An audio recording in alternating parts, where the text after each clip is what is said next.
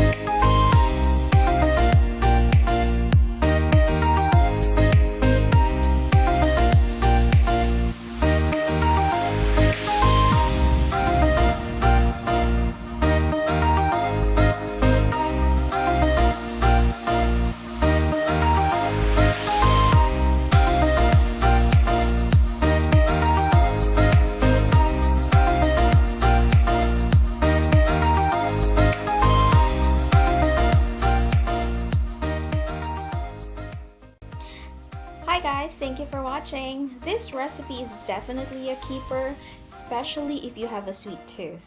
But I must say, it can be a bit too sweet for some.